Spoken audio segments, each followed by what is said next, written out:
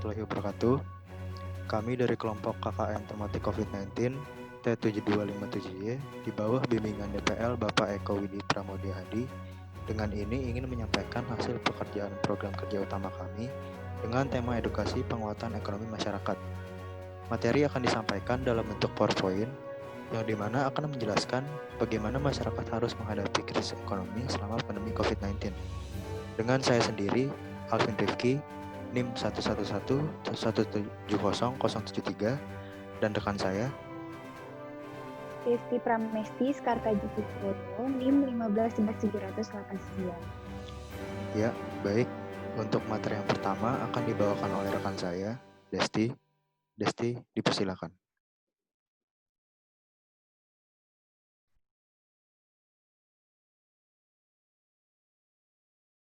Baik, terima kasih. Pandemi COVID-19 yang saat ini terjadi telah mengguncang dunia.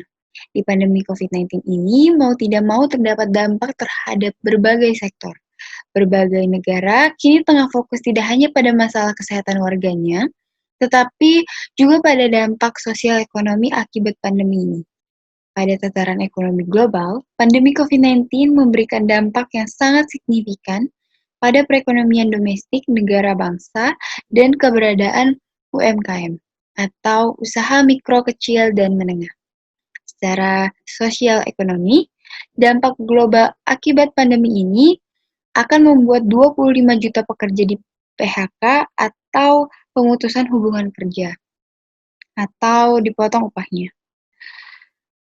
Oke, next. Selanjutnya adalah dampak pandemi COVID-19 terhadap ekonomi masyarakat.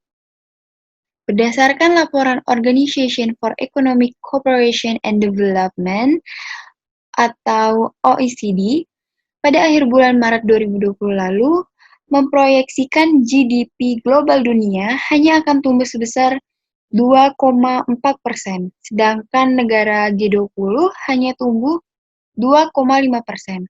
Penurunan GDP ini jika hanya di kisaran 2%, menurut ILO atau International Labour Organization akan membuat terjadinya kenaikan angka pengangguran sebanyak 5,3 juta orang dan menciptakan adanya ketidakpastian kerja bagi 3,5 juta sampai dengan 7 juta orang.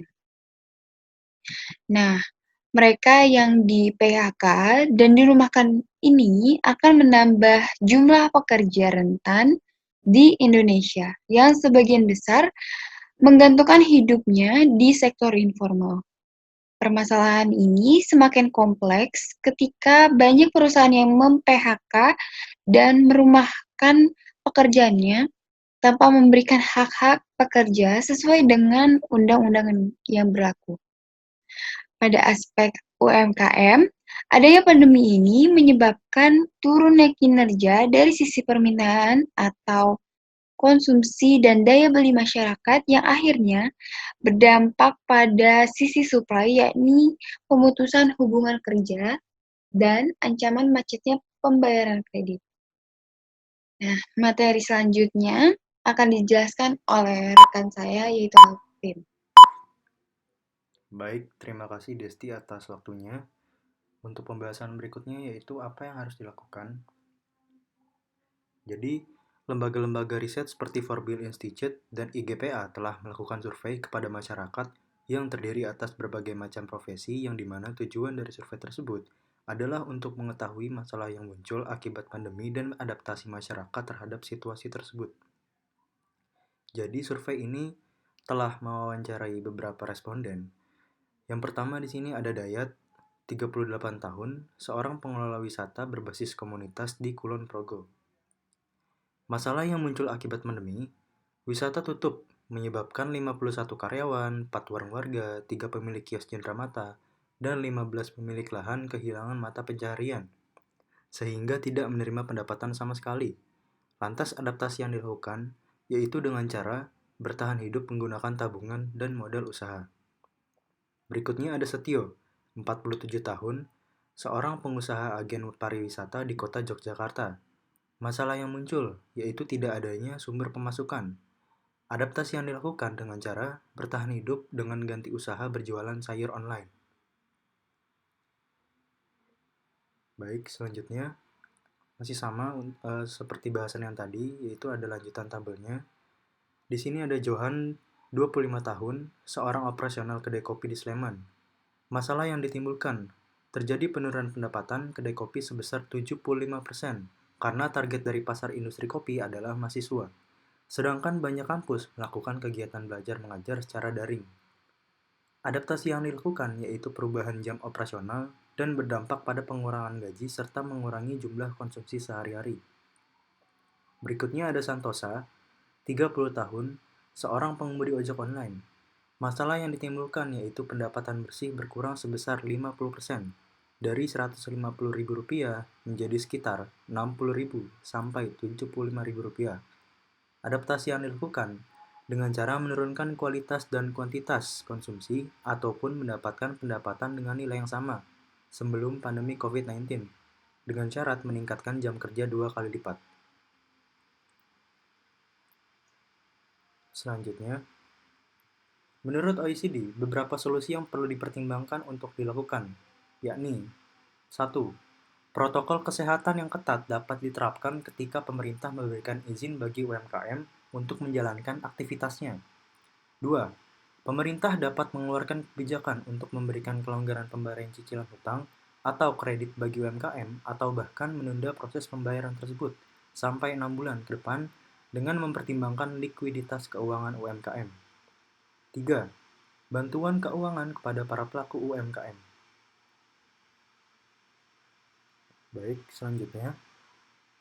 Terdapat cara-cara yang dapat diterapkan dalam menguatkan kondisi ekonomi dalam masa pandemi COVID-19. Yang pertama, melakukan usaha informal berbasis aplikasi online. Langkah ini dianggap efektif dalam meningkatkan produktivitas karena di tengah kondisi saat ini banyak masyarakat yang tidak bisa keluar rumah untuk membeli bahan kebutuhannya. Sehingga dengan melalui media belanja online, mereka bisa tetap mendapatkan apa yang mereka butuhkan dan juga golongan yang menjadi bonus demografi dapat menjadi tetap produktif di tengah kondisi saat ini. 2. Memanfaatkan situasi melalui inovasi. Langkah ini harus dilakukan guna dapat mendorong diri setiap golongan yang menjadi bonus demografi negara untuk tetap produktif. Di antaranya adalah dengan membuat kelompok dalam berbisnis atau membuat inovasi via aplikasi atau online. Seperti halnya di Kota Bandung, di mana sekelompok pemuda membuat aplikasi untuk para warga berbelanja kebutuhan di pasar tradisional, sehingga mereka bisa membantu dua golongan sekaligus, yaitu pedagang pasar dan juga warga yang menjadi konsumen, di mana kelompok ini menjadi pelantara di antara keduanya. 3. Memanfaatkan media sosial untuk berbisnis dan berinovasi.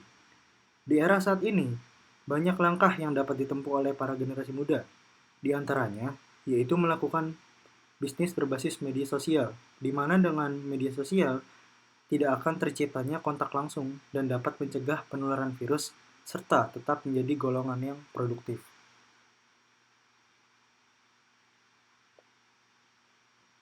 Baik, materi selanjutnya yaitu untuk para pelaku UMKM, ada beberapa hal yang dapat dilakukan. Salah satunya adalah 1. Fokus pada kebutuhan konsumen. 2. Terus berinovasi dan berkreasi, baik di level produk maupun pelayanan sesuai perubahan preferensi dan perilaku konsumen. 3.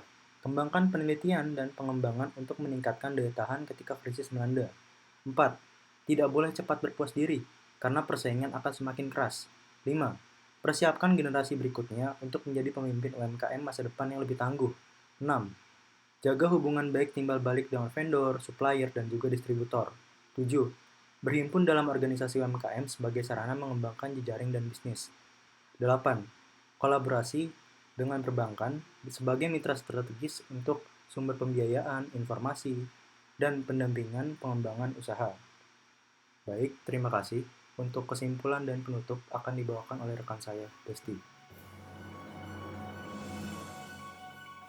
Jadi kesimpulannya adalah dari analisis kondisi pekerja rentan, ada perbedaan kebutuhan mendasar dari masing-masing jenis pekerjaan.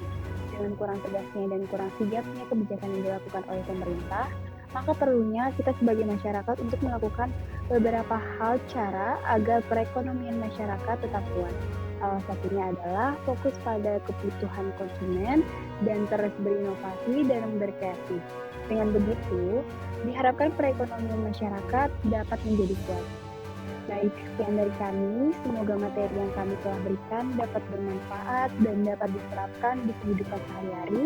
Dengan ini, perekonomian di masyarakat diharapkan dapat meningkat. Kurang lebihnya mohon maaf dan terima kasih atas waktunya. Wassalamualaikum warahmatullahi wabarakatuh.